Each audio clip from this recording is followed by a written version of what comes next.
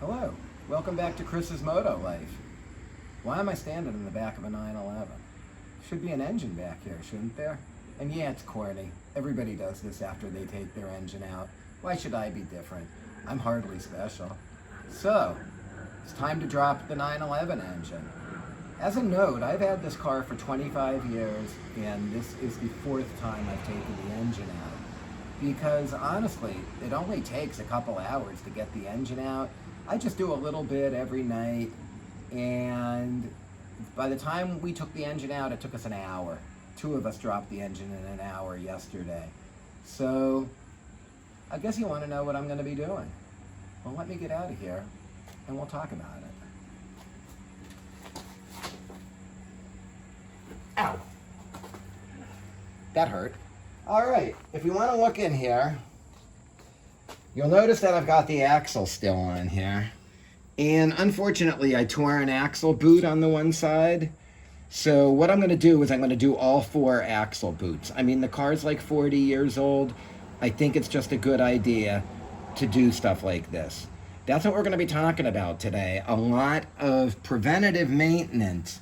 And people are always like, you know, your 911 always runs really well. Why doesn't it break down? It broke down when the crank sensors went. But other than, and the brain, they were the only two things. So if you have a 3.2 Carrera and you've got higher mileage and you have not done so, I would replace both of the crank sensors, and I would make sure, I would send the brain out to have it just gone over. They're the only two things that'll ever stop you on this, or the fuel pump relay under the seat. I think it's an ECU or fuel pump relay, and that's a $20 part. You throw it in the glove box, you can change that roadside. So they're the three things that are really going to go wrong with the 3.2 911. Come on over here, we'll look at the engine. This is the Porsche engine out of the car. What are we going to do to this? Well, we're going to pop these valve covers, and we are going to do a valve adjustment. We're also going to pop this intake, and there's a rubber gasket here, and towards the end, you can almost see where it's starting to bulge, and that's just not good for the rubber. I'm lucky on this boot that it seems okay. This is a very expensive boot, so don't rip this up when you're taking your engine out. Like, don't gut it hang on anything. As you can see, I've redone my heat. This is the heater, whatever we want to call it, the heater backdate. I've got to tighten that up a little bit.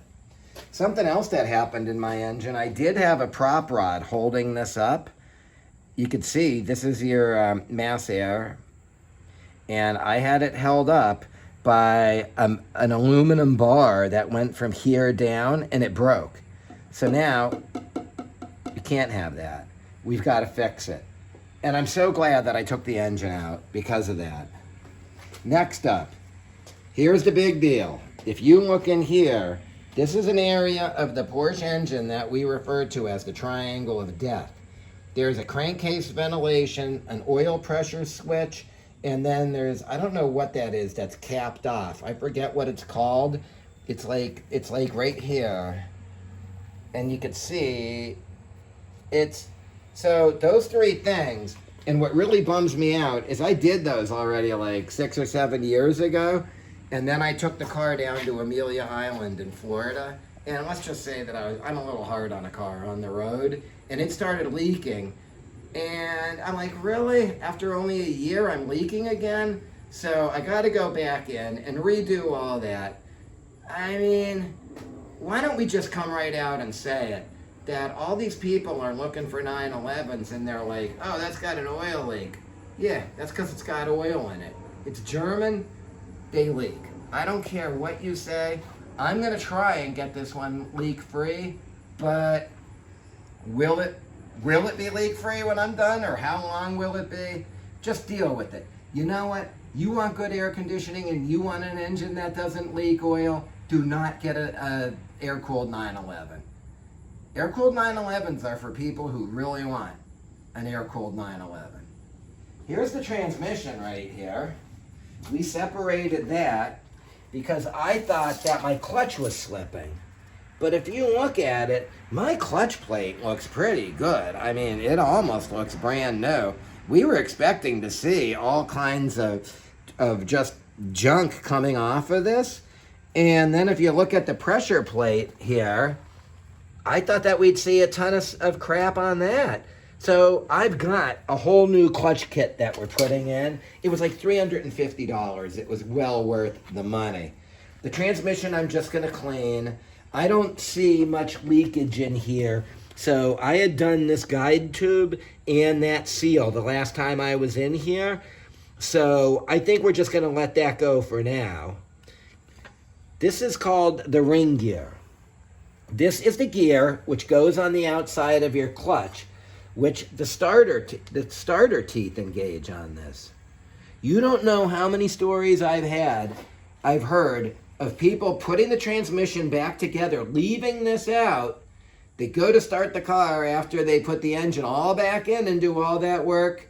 Nothing. You got to take the whole trans back out. So what I do is I just leave it in here. That way it'll never get separated. It'll force me to remember that. And by the way, these mounts in the rear, I'm weak. These are new from the, well, not new, but these are only like 5 years old. So I won't have to do that. Something that you definitely want to make sure is okay is your ground strap. I'm probably just going to sand on the car, and then we'll just put it back on. I may take this off and respray it again. Stuff just gets, like, over the years, I don't know. Stuff just seems to get a little bit fussy. Come on, we'll talk about some more stuff. Oh, you know what? Let's go this way. CDO 900. A friend of mine brings it to me and he's like, hey, could you put this back together? It came in boxes. So the first thing we need to do is the carburetors. I do the carburetors in my ultrasonic cleaner, put them all on, it's all set to go. They're leaking gas. The gas intake, they're like little T's, the plastic T's, need new rubber O-rings. So, here I am. Carbs again. I've got to actually unrack the carbs and pull them apart because it's leaking right through here. This plastic thing. I've got to put new O-rings on. So, I'm frustrated. I'm just frustrated with the whole deal. But, you know, who else is going to do this for him? Not too many people do this kind of work. Come on outside. We'll talk about the Ducati and we'll talk about some other stuff. Ta-da! Freshly out of the body shop. We've got the Ducati fairing all done. Here's something pretty cool. This was crushed during my accident when that Harley Davidson hit me, which, by the way, if I didn't dislike Harleys before the guy hit me on the Harley, I dislike them even more now. But check this out. The guy actually did aluminum welding. He bought one that wasn't even for this motorcycle and then actually reformatted it to fit the Ducati, which I think is pretty cool how he did that. So I had to replace the brake lever. I had to replace this. The mirror was messed up. I finally have the mirror. These are awful mirrors, by the way. So I had to do this. And what's kind of cool is I took it up to an event called the Rockers Roll, a bunch of guys that all ride European motorcycles in Pittston, PA. And we're coming to you here from the suburbs of Philadelphia, the western suburbs, also known as the main line of Philly. So it's about an hour, 2-hour ride. It was awesome. I mean, I've been told that these can cruise at 100 to 120 all day long and it won't bother anything and it handles. I've been told. All right, come on. Let's look at another cool vehicle we got here. You've seen this one before. This is our cameraman's car.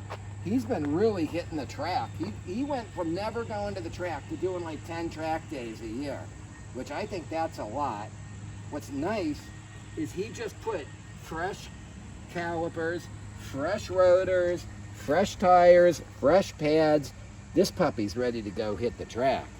I mean, there's like nothing wrong with this Miata. Back to my stuff, BMW 530i. We just call it the tank. This thing just goes forever and ever. I do the bare minimum to it to keep it going. and it gets me to and from work, to and from around town. Same with my Kawasaki. I bought this for $1,600 about maybe 15 years ago.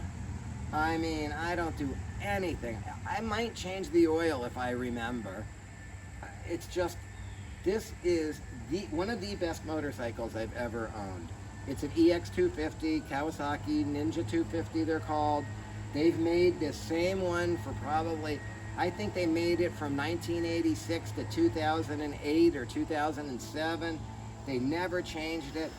It's not glamorous, it's not fast, it's not the ultimate, but you know what? It's the Swiss Army knife. I've said this before, it's the Swiss Army knife of motorcycles. It does a lot of things well. This is what I took to the track the first time. I mean, it'll do anything for you. These are great bikes. So that's about all I got for you today. And as usual, I'm really happy that you came to join us. I just wanted to bring you up to date on what we're doing regarding the Porsche, regarding a couple different things. My neighbor's blowing leaves. I think it's going to be an early fall here in Pennsylvania. So with that being said, as we always end with, I want you to have a positive, happy week coming up. And I hope that we can do a couple more episodes before the end of the year. Thanks again for coming by.